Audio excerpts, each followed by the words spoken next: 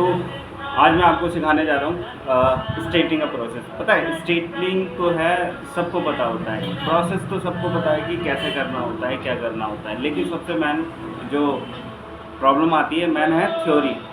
Theory अच्छी होनी चाहिए, थ्योरी, क्योंकि सीखना हर किसी को आता है, नो डाउट इसमें कि सीखना किसी को कि सीखना मीन्स ये है कि सीखता कोई नहीं, हर कोई है, ठीक है। सबसे मेन पर्पज़ होता है सीखने के साथ थ्योरी ज़रूरी होनी चाहिए, क्योंकि हम कहीं पर भी या जॉब करते हैं या कुछ भी करते हैं, ठीक है। प्रैक्टिकली सबको आता है, लेकिन मेन होता है थ्योरी आना ज़रूरी होता है। तो साथ में थ्योरी अगर साथ में अगर हम लेकर चलें तो काफ़ी अच्छा रिस्पॉन्स आएगा, ठीक है। उसमें क्या होता है कि बाई चांस कहीं पर जॉब कर रहे हो आप, स्मूथनिंग के बारे में अगर कोई पूछ ले तो उसमें सबसे बड़ा दिक्कत यही होती है, क्योंकि बालों के जो स्ट्रक्चर होते हैं ना वो बहुत ज़्यादा डिफरेंट होते हैं, ठीक है।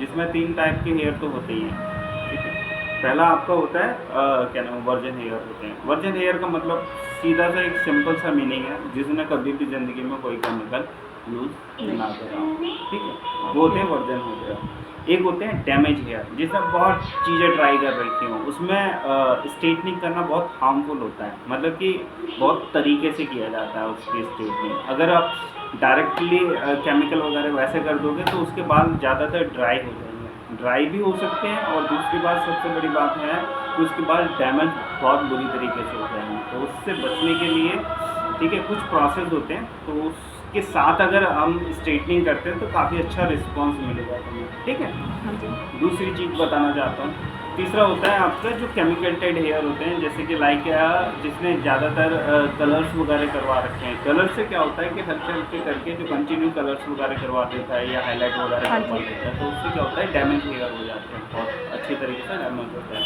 तो उनको किस तरीके से स्ट्रेटनिंग करना है, तो उसका भी एक अलग मेथड होता है। तो अभी फ़िलहाल मैं आपको सिर्फ प्रोसेस के बारे में बता रहा हूँ कि जो क्रीम्स है, कौन सी क्रीम क्या क्या वर्क करती है, उसके बारे में मैं आपको डिटेल्स में बताऊंगा। फिलहाल मैं सिर्फ एक ही क्रीम के बारे में बताऊंगा, जो मेन क्रीम है आपकी स्ट्रेटनिंग की, ठीक है। स्ट्रेटनिंग करने में सिर्फ 2 क्रीमों का यूज़ होता है। एक होता है आपका जो 0 नंबर लिखा होता है, चाहे ब्रांड आप कोई सा भी ले सकते हो, जैसे कि लॉरियल का लेना चाहो लॉरियल का ले सकते हो, या अदरवाइज़ आप ग्लैड का लेना चाहते हो ग्लैड का ले सकते हो, जिसका ग्लैड एग्जैक्टली नाम फेमस है, ठीक है। एग्जैक्टली अगर उसका ब्रांड कहें तो सॉफ्टकॉप के नाम से होता है, ठीक है। या स्टिक्स का ले दो, ब्रांड कोई सा भी लो, मेन होता है कि आपको स्ट्रेटनिंग किससे बेटर रिस्पॉन्स आपको मिलता है, ठीक है। ब्रांड से कोई भी इशू नहीं होता है कि आप लॉरियल से कर रहे हो या लॉरियल से अगर करोगे तो वो ज़्यादा अच्छा रिजल्ट देगा, या आप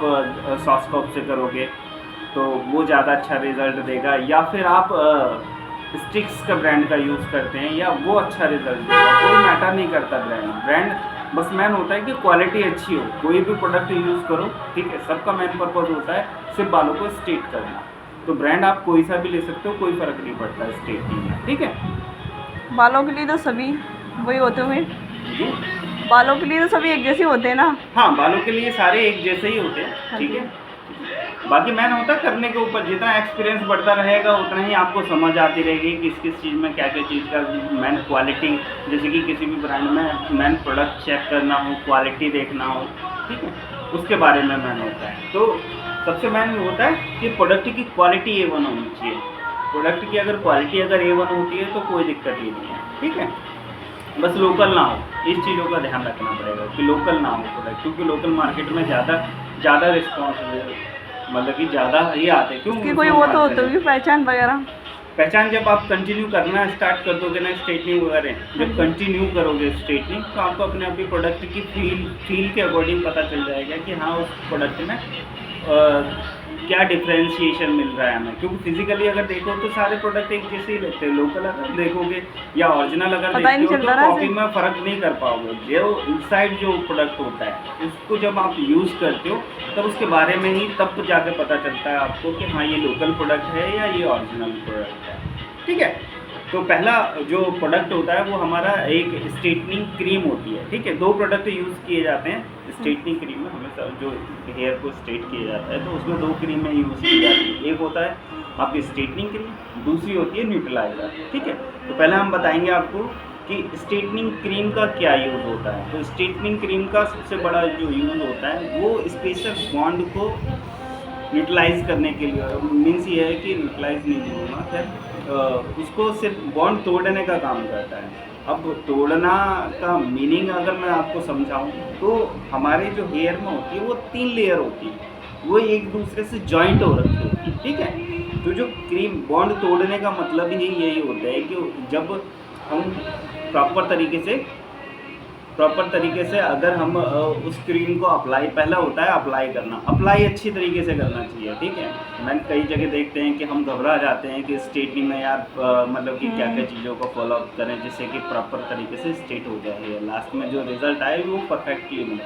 तो सबसे मेन जो प्रोडक्ट का होता है, जो अब जब आप अप्लाई कर रहे हो तो क्रीम हर एक हेयर पे लगनी चाहिए, इसका ध्यान रखना है, ठीक है। कई बार कॉम्ब करो उस क्रीम को, मतलब कि 1-2 बार कॉम्ब करना चाहिए। हाँ कॉम्ब जी। से क्या होता है कि क्रीम अच्छी तरीके से अप्लाई हो जाए, ऐसा नहीं। फिर उसके बाद हैंड से अप्लाई करो, ठीक है। जब आप हैंड से अप्लाई करते हो प्लस में 1-2 बार कॉम्ब करते हो तो उससे क्या होता है कि क्रीम प्रॉपर तरीके से अप्लाई हो जाती है, ठीक है। तो ऐसे ही पूरे बालों पे आपको, पूरे हेयर पे आपको करना है। करने के बाद क्या होता है, जब क्रीम अप्लाई हो जाए, होने के बाद उसको स्टे कर देते हैं।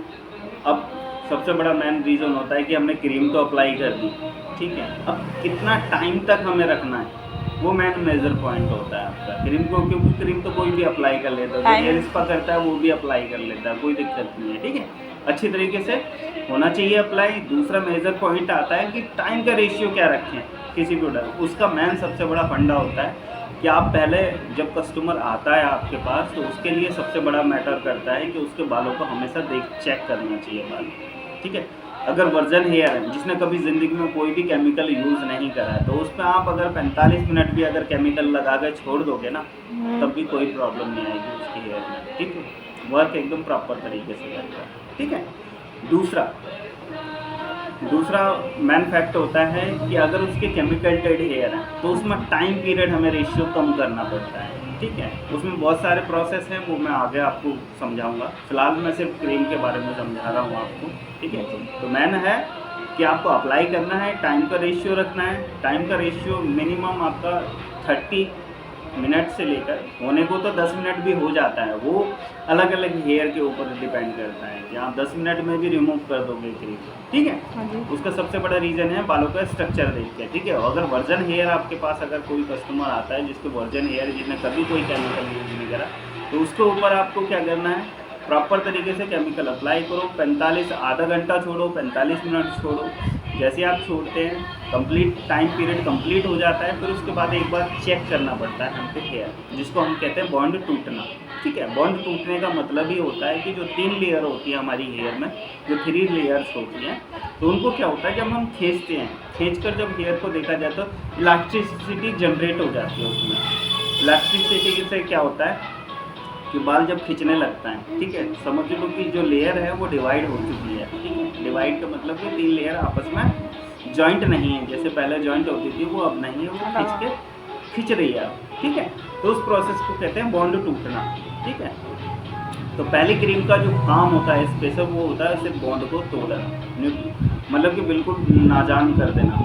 एग्जाम्पल तो अगर एग्जाम्पल पे कहें, जो हमारे शरीर में एक आत्मा होती है इनसाइड, उसको हटा देना, वही स्पेशल काम होता है उस क्रीम का, ठीक है। अगर शरीर से आत्मा को हटा देना, एग्जाम्पल दे रहा हूँ सिर्फ मैं आपको इस चीज़ का, ठीक है। तो वो काम होता है आपका क्रीम का, स्ट्रेटनिंग क्रीम का, ठीक है। उसके बाद नॉर्मली हमें वॉश करना होता है, ठीक है। उसके बाद नॉर्मली आपने वॉश कर दिया, अच्छी तरीके से क्रीम को निकालना ज़रूर होता है और प्रॉपर तरीके से वॉश होना चाहिए। और क्रीम का सबसे अच्छा चेक करने का तरीका है हैंड मारते रहो।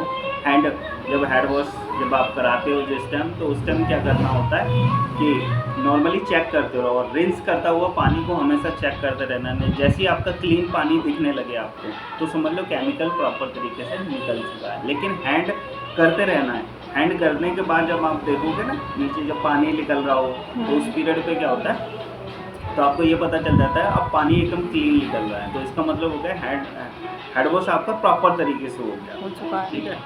तो ये चेक करते हैं। फिर उसके बाद आराम से ये ड्रायर करो। ड्रायर करने के बाद मैन प्रोसेस होता है क्रीम का।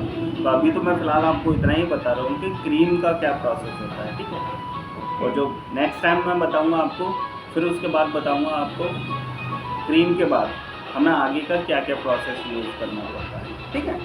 तो स्ट्रक्चर के बारे में भी मैं बताऊंगा, वो बालों को कैसे चेक किया जाता है कि बाल जो होते हैं हम कैसे चेक करें, क्योंकि कई लोगों को बाल चेक करना भी नहीं आता है कि इन बालों को मैं कैसे चेक करूं कि ये बाल परफेक्टली अच्छे हैं, मतलब कि केमिकल झेल पाएंगे, क्रीम को झेल पाएंगे, या इसे क्रीम को अप्लाई करने से डैमेज नहीं होंगे। तो इन सब के बारे में मैं फिलहाल आगे बताऊंगा, ठीक है। पहले मैंने आपको सिर्फ इतना ही बताया कि फर्स्ट क्रीम के बारे में, ठीक है। ओके।